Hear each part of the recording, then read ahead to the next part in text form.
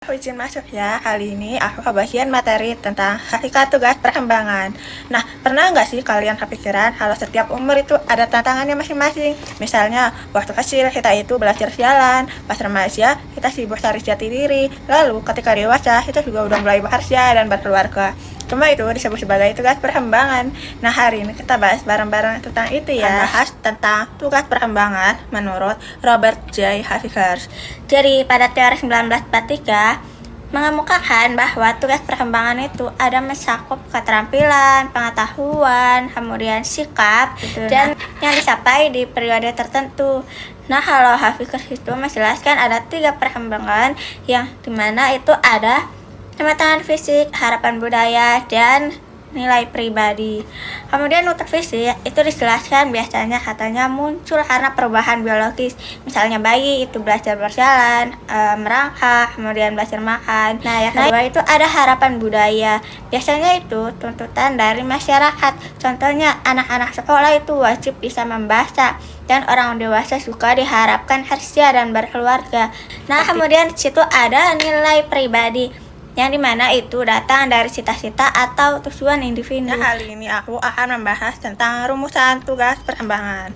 Nah, di situ ada poin pertama, yang dimana di situ ada masa bayi dan anak awal usia 0 sampai 6 tahun. Nah, yang dimana rumusan tugas perkembangannya itu adalah bayi, misalnya bayi baru lahir, misalnya menerima atau belajar menerima ASI dari seorang ibu. Nah, kemudian belajar tentang huruf, belajar merangkak, kemudian MPASI, berjalan, berbicara. Nah, itu tugas-tugasnya seperti itu. Nah, itu ada anak-anak akhir yang dimana umur 0 sampai 12 tahun itu anak-anak diajarkan bagaimana cara sikap sehat supaya hidupnya bersih itu, maksudnya belajar bersih-bersih itu seperti apa. Nah, biasanya umur-umur segitu rasa ingin tahunya itu sangat tinggi, teman-teman. Nah, selanjutnya yang ketiga ada masa remaja, biasanya umur 12 sampai 18 tahun. Nah, itu adalah mencari jati diri gitu ya, mencari identitas, misalnya untuk harapannya itu seperti apa gitu loh. Misalkan aku akan lanjut kerja atau aku akan kuliah, biasanya masa remaja umur 12 sampai 18 tahun ya. Yang keempat, di situ ada masa dewasa awal yang dimana usianya 18 sampai 40 tahun. Di situ tugasnya adalah dia sudah mulai bekerja dan juga udah mulai mandiri, kemudian juga udah mulai berumah tangga dan memiliki pasangan hidup. Nah, itu setengah abad ya, dimana umur itu udah pasti bapak-bapak ibu-ibu ya, nah umur 40 sampai 60 tahun. Tugasnya adalah dia memberi motivasi, memberi arahan atau nasihat kepada anak masih atau dewasa awal supaya memiliki masa depan yang lebih baik. Nah, itu. Kemudian usia lanjut umur 60 tahun gitu ya. 60 tahun ya itu sudah mengalami penurunan fisik dan juga dia suka udah nggak kuat seperti kita remaja yang bisa angkat galon, bisa angkat segala-gala gitu. Nah, biasanya masa ini tuh nenek-nenek kakek-kakek itu udah gak sanggup melakukan apapun gitu. Nah, dia juga udah mulai siap menghadapi akhir kehidupan nantinya. Elizabeth Bertlock ini adalah seorang psikolog yang terkenal karena penelitiannya di bidang perkembangan manusia. Ia juga mempelajari berbagai aspek perilaku manusia termasuk perkembangan emosional, sosial, dan kognitif. Ia menyebutkan bahwa tugas perkembangan sebagai social expectation.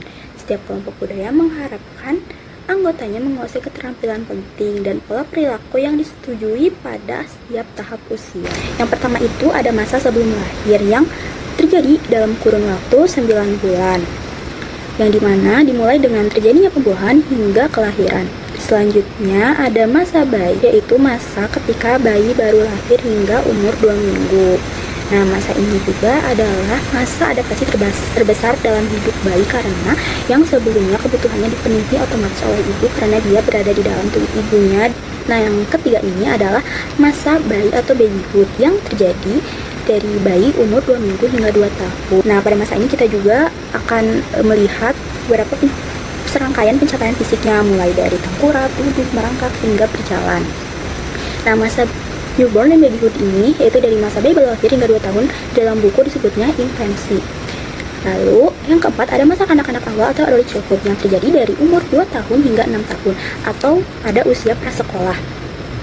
Nah, pada masa ini mereka tidak hanya belajar menjadi lebih mandiri seperti makan dan berpakaian sendiri, tapi juga sudah mulai mengasah keterampilan penting untuk sekolah. Nah, pada masa selanjutnya adalah masa kanak-kanak akhir atau later childhood, yaitu dari umur 6 hingga 12 tahun. Nah, masa sekolah dasar yang dimana mereka tidak hanya sekedar belajar, tetapi juga sudah menguasai keterampilan fundamental seperti membaca, menulis, dan berhitung. Nah, selanjutnya adalah masa puber atau puberti. yang dimulai dari umur 11 atau 12 hingga 15 atau 16 tahun. Nah, pada masa ini juga bisa disebut fase percepatan pertumbuhan yang menandai dimulainya perjalanan seseorang dari masa kanak-kanak menuju remaja. Biasanya masa ini ditandai dengan perubahan fisik.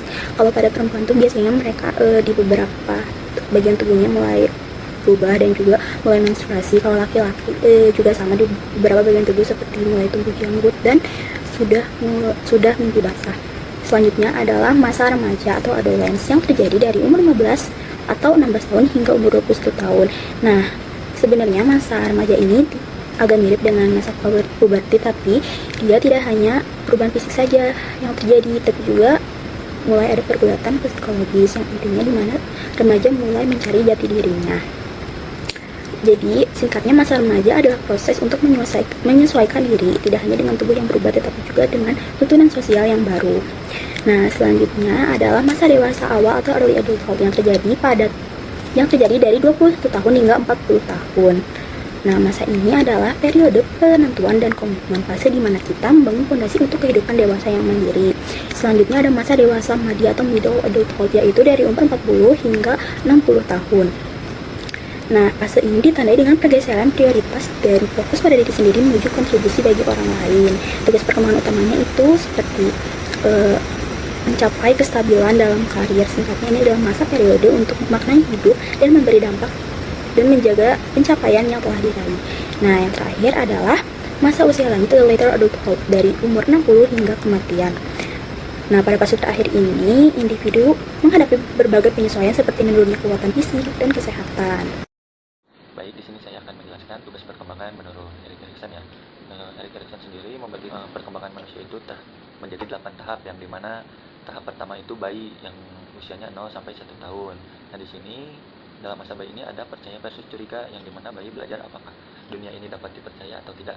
Jadi melalui kasih sayang orang tuanya, jika terpenuhi kasih sayangnya, anak akan tumbuh dengan rasa percaya. Apabila kebalikannya, dia akan takut dan curiga.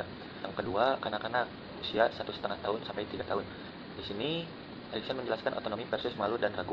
Anak mulai belajar mandiri seperti jalan, bicara, atau makan sendiri. Jika didukung, dia akan tumbuh menjadi percaya diri. Jika terlalu dikekang atau sering dipermalukan, tumbuh rasa malu atau ragu gitu ya.